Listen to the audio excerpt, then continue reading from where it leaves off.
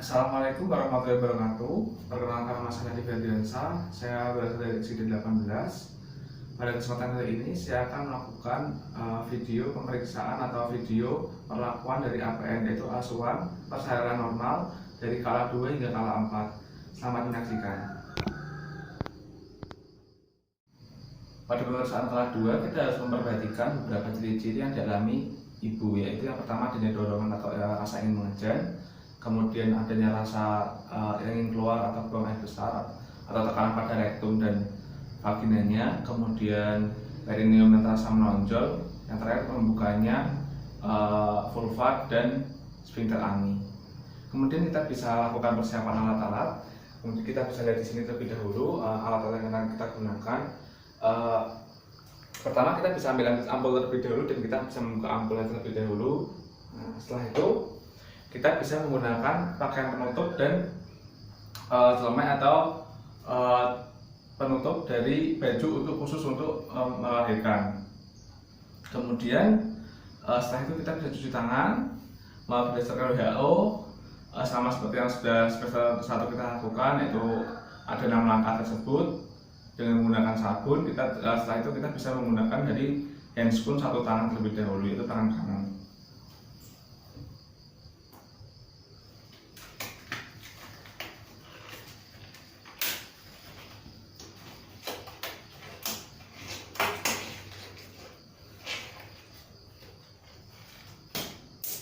Setelah tadi kita menggunakan handscoon, kita bisa menyedot dari oksitosin sebanyak 10 unit. Kita bisa buka dengan satu tangan, kemudian kita bisa hisap.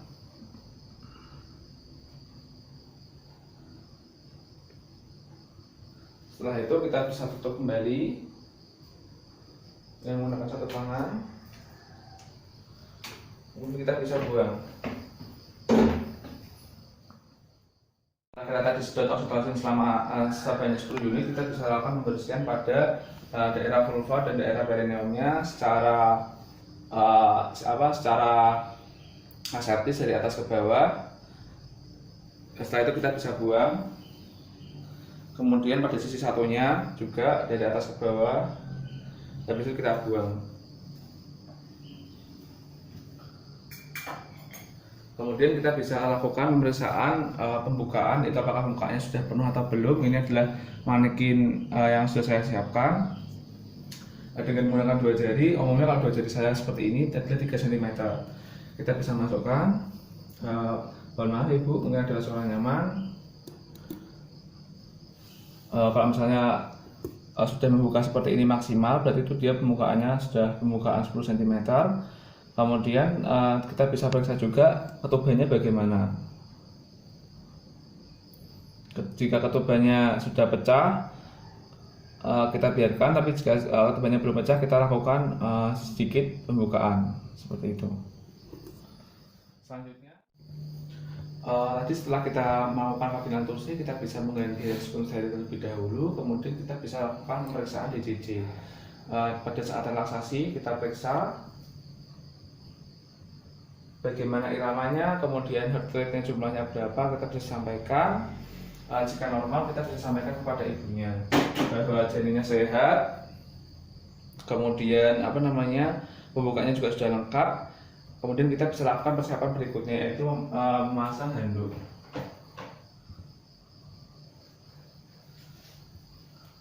Mohon maaf, ini saya tidak taruh di bagian abdomen karena tertutup oleh manekin. Saya taruh di bagian atasnya, ini hanya sebagai contoh saja. Kemudian satunya ditaruh di sepertiga bagian bawah dari pantat si ibu.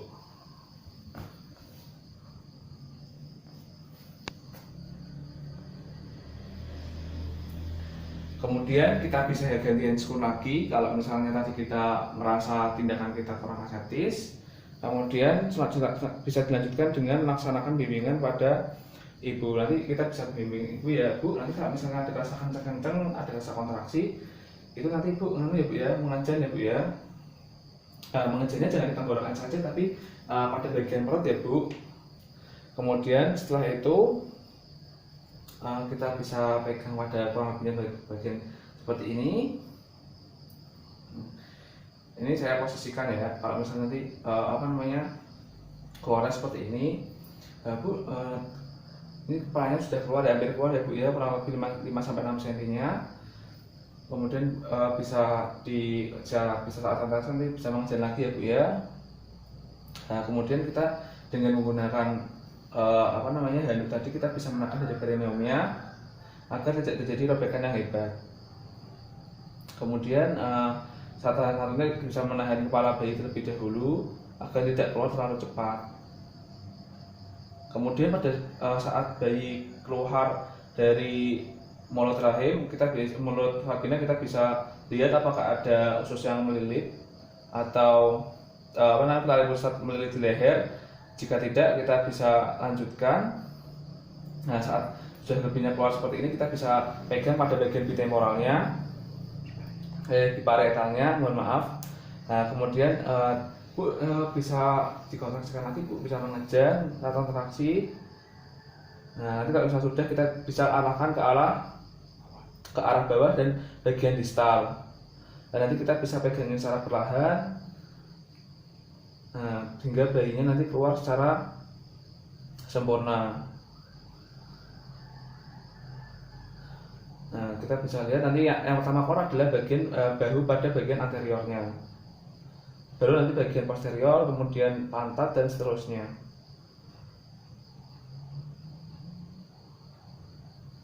Alhamdulillah Bu, bayinya sudah keluar. Kita bisa bisa bersihkan terlebih dahulu menggunakan handuk yang sudah kita siapkan. Nah, kita bisa taruh bayinya pada parut atau pada bagian dada si ibu. Kemudian setelah tadi kita lakukan persalinan, kita bisa lakukan yaitu memeriksa kembali dari uterusnya apakah bayinya hanya 1 atau 2. Permisi Bu, kita bisa menggunakan langit lelaki atau masih ada katuju jantung bayi. Jika sudah tidak ada, kita bisa lakukan ke tindakan berikutnya. Tadi kan kita sudah siapkan dari 10 unit dari oksitosinnya, kemudian kita bisa suntikkan pada bagian paha lateral bagian seperti ke atas. Permisi Ibu, ini akan saya suntik, mohon maaf.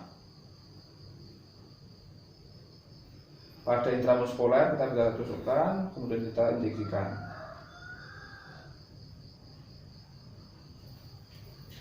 Setelah itu kita bisa pasang kembali, kita bisa buang. Jarum kita pisahkan. Setelah kita lakukan injeksi, itu tuh berguna untuk mengontraksikan dari uterus agar tidak terjadi perdarahan yang hebat.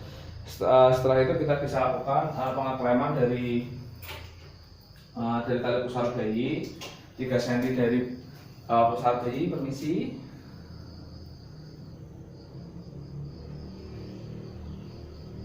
Tiga cm dari tali pusar bayi, kemudian kurang lebihnya 5 cm dari pusar bayi juga kita klem lagi.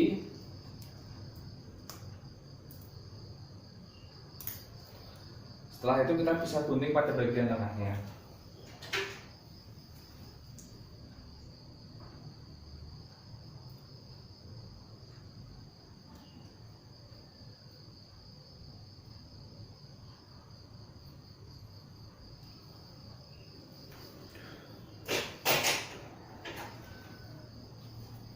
Kurang lebihnya akan menjadi seperti ini. Nanti kita bisa ikat kemudian atau kita bisa klem dengan klem pusar. Setelah kita tadi memotong tali pusarnya, kita bisa lakukan pengikatan pada tali pusar pada bayinya.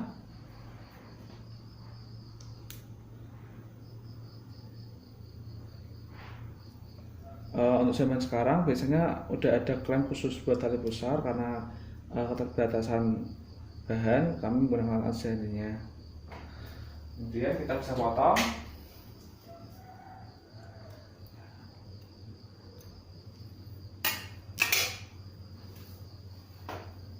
Dan kita bisa lepaskan klemnya pada bayi.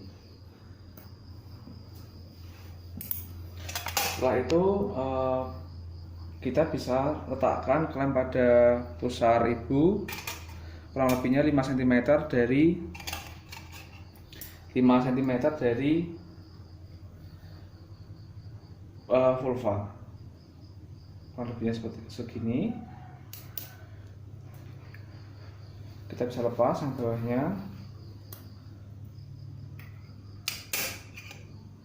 Nah, kita bisa meletakkan tangan kita pada atas dari abdomen untuk memeriksa dari rahimnya. Apakah masih ada kurang lebih di atas misi, sama apakah masih ada kontraksi atau tidak. Ketika ketika ada kontraksi, pada saat kita kontraksi kita tegangkan tali pusarnya, kurang lebihnya seperti ini.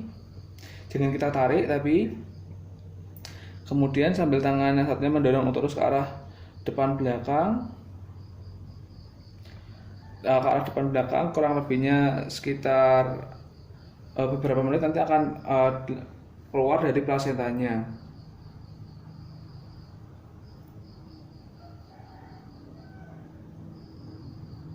Saat plasenta muncul dari introitus vaginanya, kita bisa pegang dengan 2 tangan.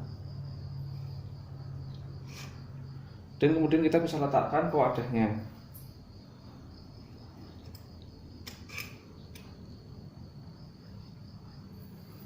Kemudian setelah kita lahirkan, kita bisa lakukan massage pada fundus uterinya.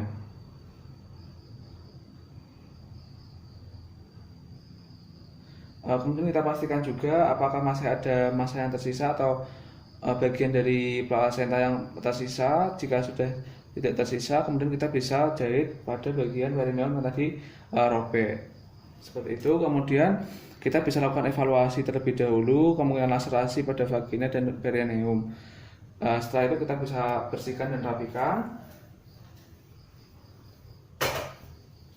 Setelah kita bersihkan dan rapikan, kemudian kita bisa lakukan evaluasi tekanan darah, kemudian nadi, kemudian kandung kencingnya setiap 15 menit sekali, serta setiap 30 menit sekali selama 2 jam kedua pasca persalinan. Kita bisa cek bagaimana TTV-nya, dan kemudian kita bisa melengkapi dari partografnya. Alhamdulillahirrahmanirrahim.